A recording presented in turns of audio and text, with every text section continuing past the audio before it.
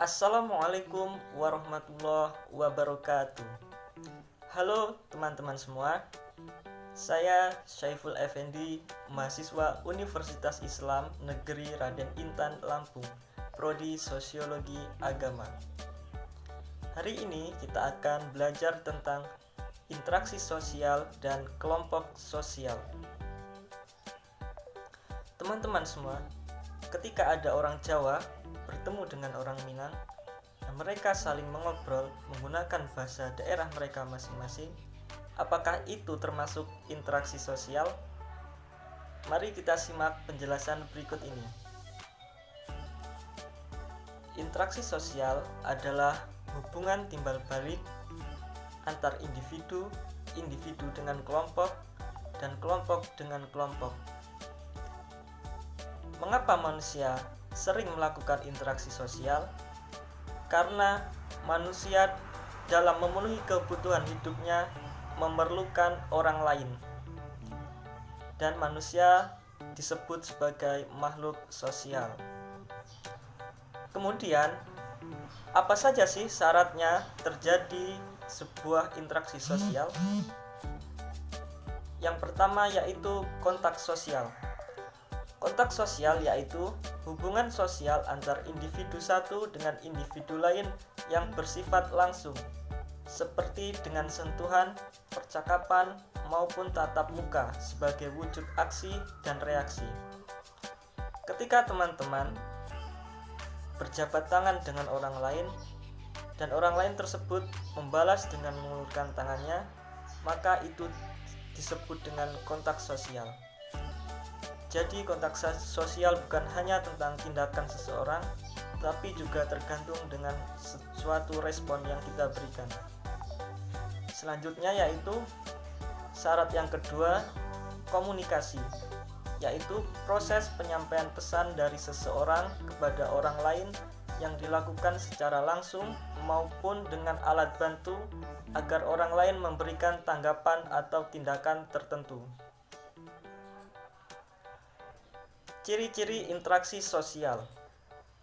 Yang pertama, adanya dua orang pelaku atau lebih. Jadi, interaksi sosial itu ciri-cirinya harus dua orang. Jika satu orang itu bukan interaksi sosial. Jika teman-teman mengobrol dengan diri sendiri, itu bukan disebut interaksi sosial. Yang disebut interaksi sosial, ciri-cirinya ada dua orang yang saling melakukan interaksi dan saling merespon sehingga menghasilkan hubungan yang timbal balik. Syarat kedua yaitu adanya hubungan timbal balik antar pelaku. Yang ketiga diawali dengan adanya kontak sosial baik secara langsung. Keempat, mempunyai maksud dan tujuan yang jelas. Nah, jadi interaksi sosial itu harus ada tujuan yang jelas. Kemudian jenis-jenis interaksi sosial.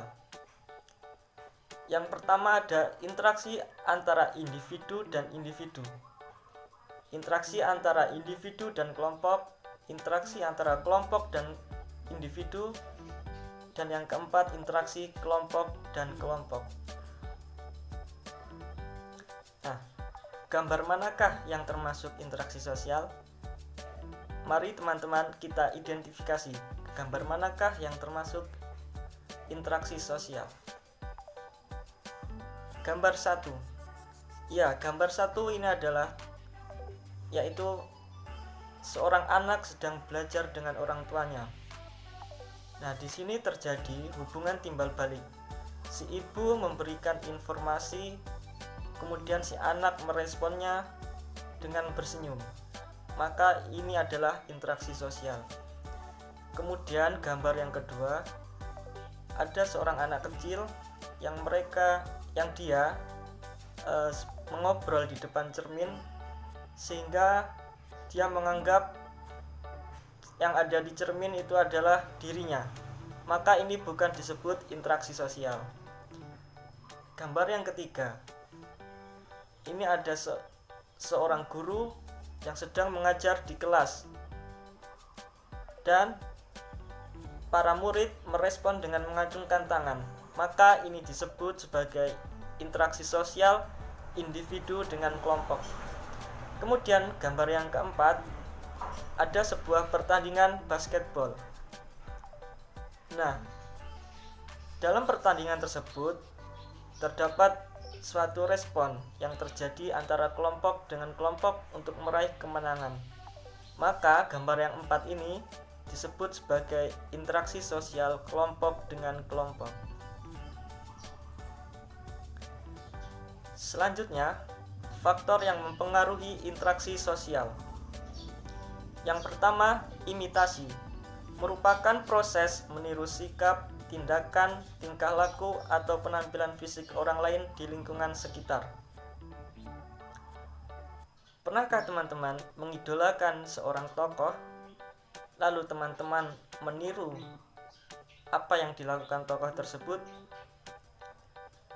Ya, maka itu disebut sebagai imitasi, yaitu meniru sikap, tindakan, tingkah laku, atau penampilan fisik orang lain di lingkungan sekitar. Selanjutnya, sugesti, yaitu proses menerima sikap, pandangan, dan pendapat orang lain tanpa dipikir ulang. Selanjutnya, simpati, proses ketika seseorang tertarik pada pihak lain terkait perilaku atau penampilannya. Faktor selanjutnya yaitu identifikasi, kecenderungan atau keinginan dalam diri seseorang untuk menjadi sama, identik dengan pihak lain.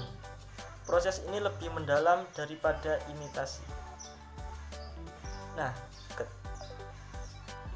jika imitasi tadi meniru tingkah lakunya, maka di identifikasi ini itu lebih identik, mulai dari penampilan fisiknya mereka hampir sama persis dengan tokoh yang diidolakannya.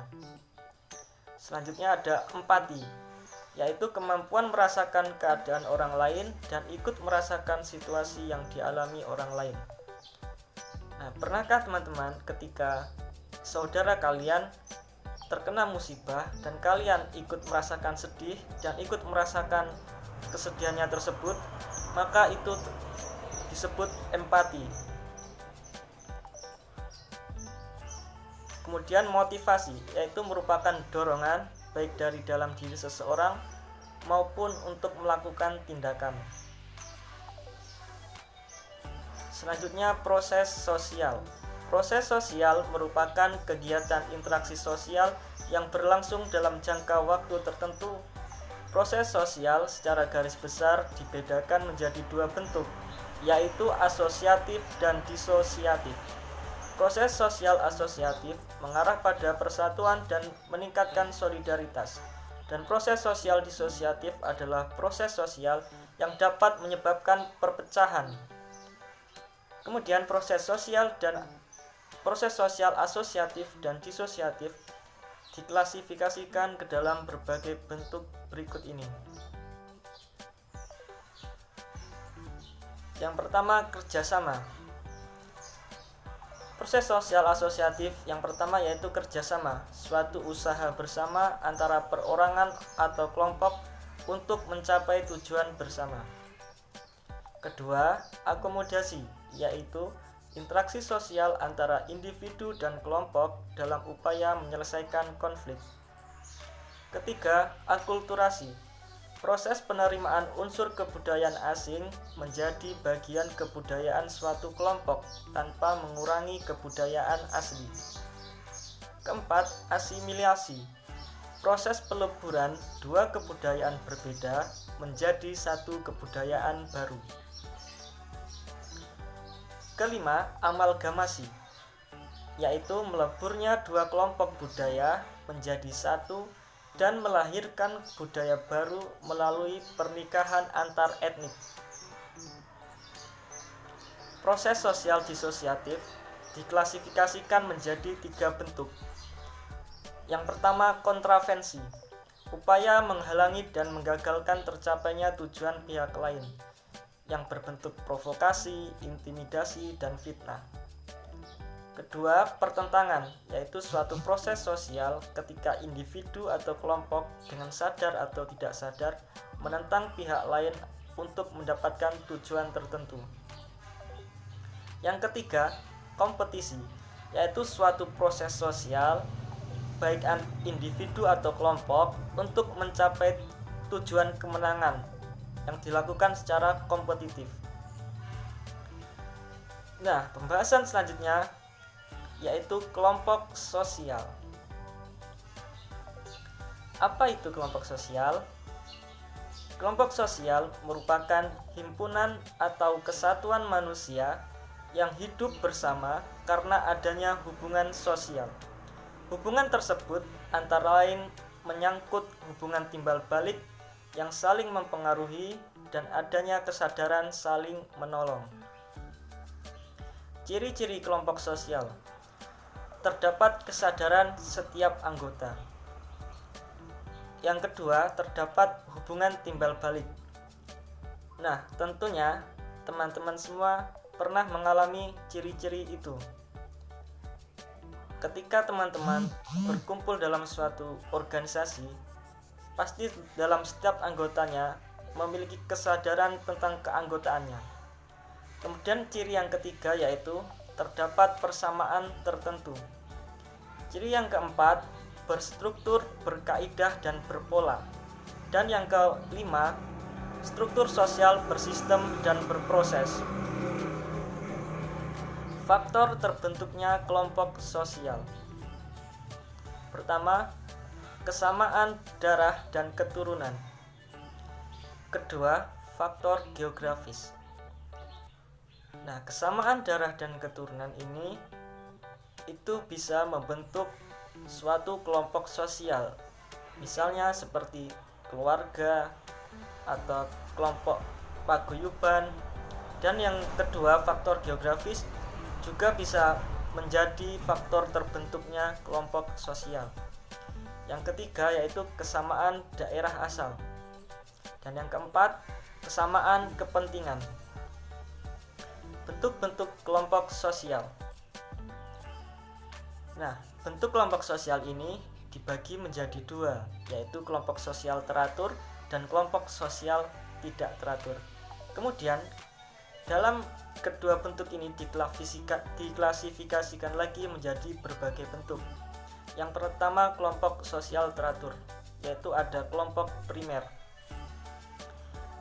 Kelompok primer yaitu kelompok yang berhubungan sosial antar anggotanya berlangsung dalam kedekatan fisik atau tidak, namun akrab, personal, dan emosional.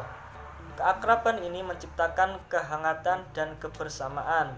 Tak jarang interaksi berbentuk kerjasama dan bersifat pribadi. Antar individu saling mengenal dan memahami. Nah, contoh kelompok primer ini adalah keluarga. Selanjutnya, kelompok sekunder, yaitu kelompok sosial dengan jumlah anggota banyak. Hubungan antar anggota bersifat formal dan tidak permanen. Contohnya, organisasi, sekolah. Selanjutnya, Gemeenschap atau paguyuban, bentuk kehidupan bersama antar anggota masyarakat yang mempunyai hubungan solidaritas mekanis, bersifat alami dan kekal. Contohnya, masyarakat pedesaan, kelompok arisan, kelompok pengajian. Keempat, Gesellschaft, patembayan, yaitu bentuk kehidupan yang bersifat pamrih, mempunyai hubungan solidaritas organis dan berlangsung dalam jangka waktu pendek. Kelompok ini biasanya identik dengan masyarakat kota. Kelima, in-group, yaitu kelompok sosial yang individunya mengidentifikasi diri dalam kelompok tersebut. Out-group, yaitu kelompok yang dianggap sebagai kelompok luar atau kelompok yang dianggap sebagai lawan. Ketujuh, kelompok referensi, yaitu kelompok sosial yang menjadi acuan. 8. Kelompok formal, yaitu organisasi kelompok yang terbentuk secara resmi, mempunyai peraturan tegas dan sengaja dibuat oleh anggotanya. 9. Kelompok informal, yaitu organisasi kelompok tidak resmi dan tidak mempunyai struktur dan organisasi yang pasti. Selanjutnya yang terakhir, kelompok sosial tidak teratur. Nah, kelompok sosial tidak teratur ini diklasifikasikan menjadi sebagai berikut ini, yaitu yang pertama kerumunan, yaitu kumpulan individu yang bersifat sementara. Nah, pernahkah teman-teman melihat suatu kerumunan di tengah-tengah kota, misalkan ada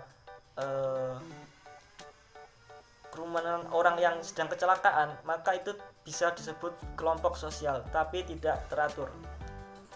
Kemudian yang kedua yaitu publik, yaitu perilaku kelompok yang bukan satu kesatuan, tidak terstruktur dan terorganisasi. Nah, demikianlah pembelajaran kita hari ini tentang interaksi sosial dan kelompok sosial. Semoga video ini bisa bermanfaat untuk teman-teman semua dalam memahami interaksi sosial dan kelompok sosial. Saya ucapkan terima kasih atas perhatiannya. Wassalamualaikum warahmatullahi wabarakatuh.